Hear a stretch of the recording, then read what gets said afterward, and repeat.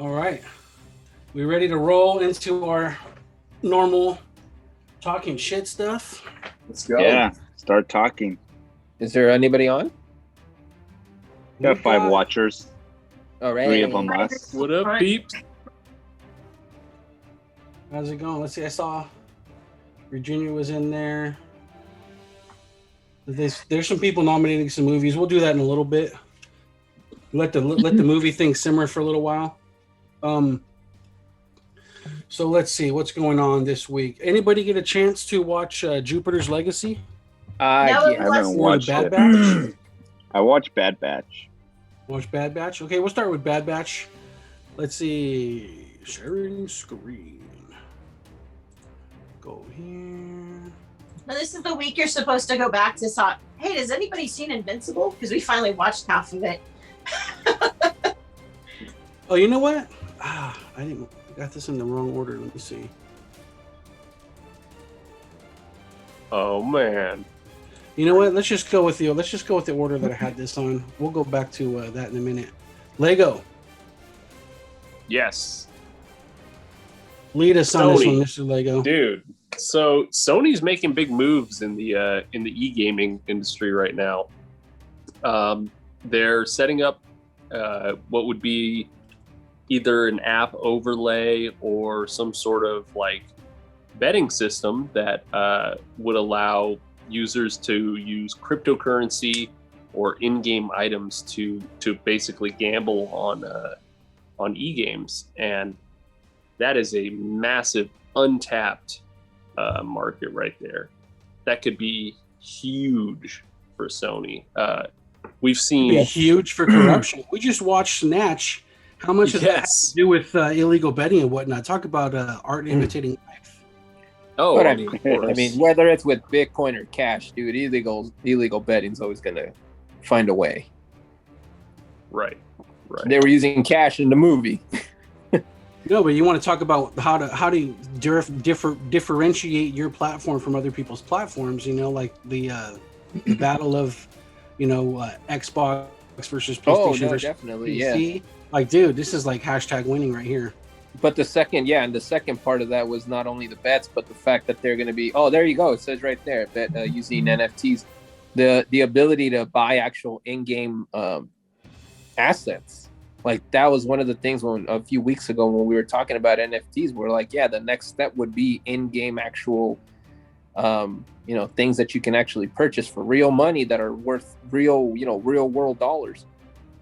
That's cool. I mean, you go start playing a role-playing game and you let some scrub level up for you, and you just go, hey, can I buy your full-fledged character for $100 so I don't have to run around and kill squirrels?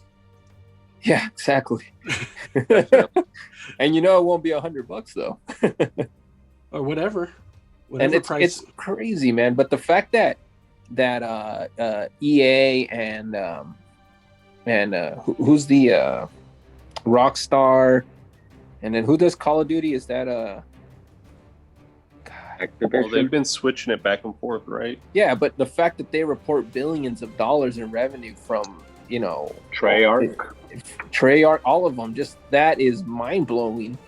So the fact that the people will actually now be able to, once you grow up, you decide, you know what, I'm done playing Grand Theft Auto, I'm done playing Call of Duty. Like, how many hours did we, the guys will tell you how many hours we played Call of Duty for, obtained so many rare items, and then when we were done, it's just on a hard drive. But with this, you have the ability, you know what, I didn't ignore my kids for 5 hours today for nothing. I just sold this really rare weapon for $100. Let me take them out to Chuck E. Cheese or whatever.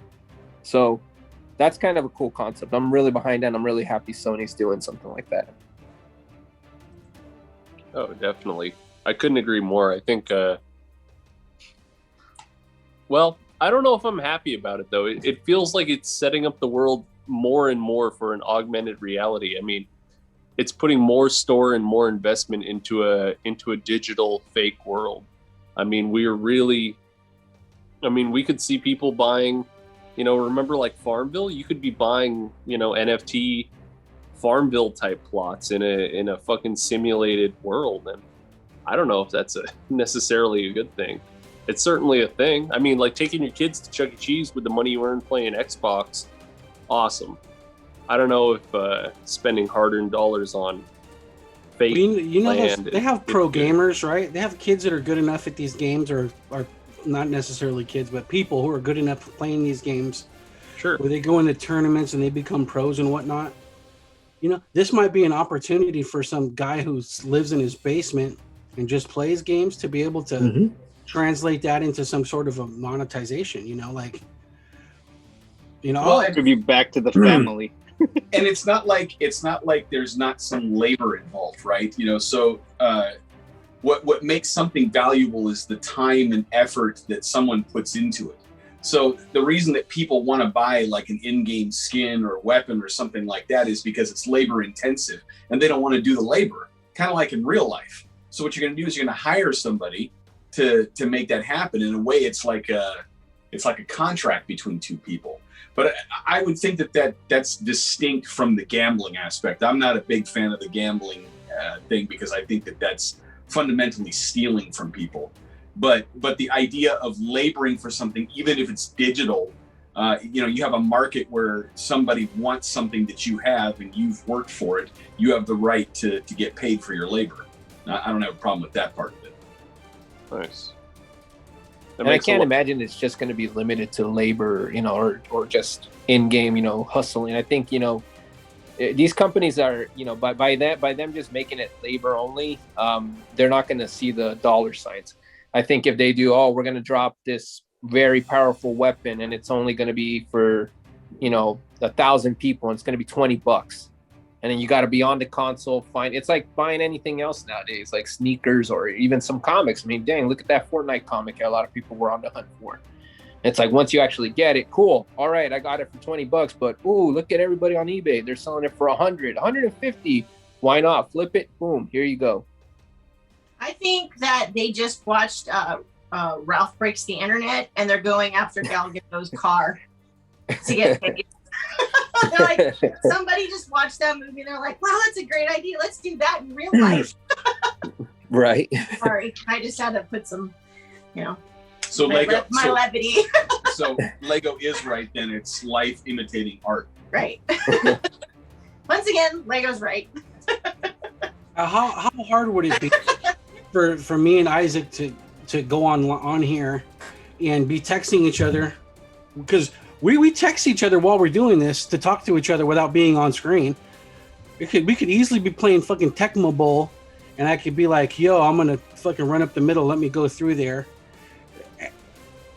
and be playing against each other and be betting against each other and rig the whole fucking thing. Like, that's rough. Like, to be able to do the gambling on it, like, I don't know that would just be way too easy. And it's way, like, think about the amount of shit that people talk when you're hiding behind a keyboard. The amount of distance. I think the and it wouldn't even be like a person that I'd be stealing from. I'm stealing from somebody's fucking avatar. It's not even their Skull Dude Joe. I took $20 from Skull Dude Joe. Like, talk about victimless crime and other like. There's just so they would have to figure out a way that I haven't thought about to be able to make that be feasible. I think the anti-cheating policies on a lot of these systems like Steam are actually pretty advanced. Yeah, they are. And, they'll ban you for life on certain things, and it's not just they'll ban you. There's always going to be some like low level cheating, but I feel like if you were trying to make a business off of it, or there was anything that was really like going down, they would probably get it. Or maybe you'd have a John Steinhardt seems to know a lot about this because he says that there's a lot of fixing in esports, and every year there's a story that comes out about match fixing. And he's all, have you guys watched the last 10 years of esports? He can give us a clinic on it. And he's saying, nope, there's no way for them to catch you. So I don't see how. You know, like maybe if they were to have some kind of a sport to where like maybe they release some sort of a fighting game at one time and everybody can play it, and they're playing against the computer, and the first one to be able to beat the computer is the winner. So instead of me being Ken and Lego being Ryu and trying to knock him out, we both start at the beginning, and you try to go, and whoever can beat Bison the fastest wins. Like, then what if there's that ringer that's been playing the game who was developing it, and they're like, hey, go in there and destroy these dudes? Yeah, I don't know. I'm just trying to think of a way. The same problem with like any sort of sports betting, though. Like, there are things that could be happening that there's so many factors and variables that are going into it.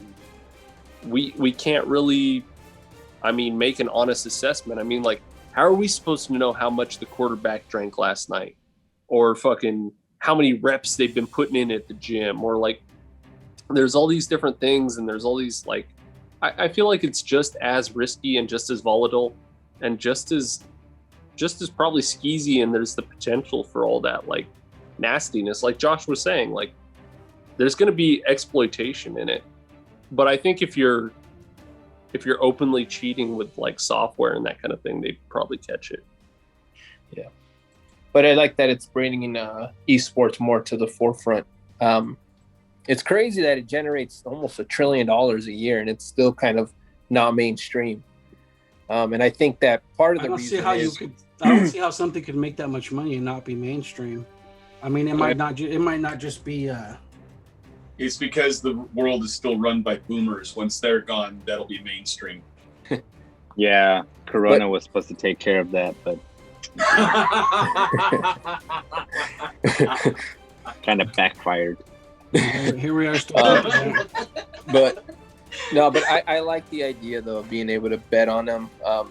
That's cool, and I think for the people involved, like, if they're not under enough pressure as it is, like, hey man, people got $100,000 riding on you, what? Like, there's got to be some kind of feeling that it stirs up, like, I don't know, it awakens. I've seen some of those on YouTube, like when they upload, I'm like, dude, they're intense. Like, you think like you going against level 37 zombies in Call of Duty Zombies is intense. Nah, man, these guys take it to the next freaking level. So it's cool. Plus, I like the whole in-game grinding for real-world money. If it's legit, I'm totally behind it. I got Miles is in there playing video games right now. What I wouldn't want to see happen is I wouldn't want Guido knocking on the door, telling him to take a dive in the fourth. Looking with my family, when all I think is he's in there playing fucking Call of Duty in the room. I don't know any better. Somebody's at his window right now. Hey, you need to take a dive. Here's $20. Yeah, that's fun times. Thanks for checking out this clip from the Collection Connection Talking live stream. If you want to see the full show, come back to this channel, youtube.com/Collection Connection, and watch us stream live at 9:30 p.m. Pacific time every Monday, where you can leave comments and chat with us, and we will actually read your comments on the show. And of course, please like, subscribe, and click the bell for notifications.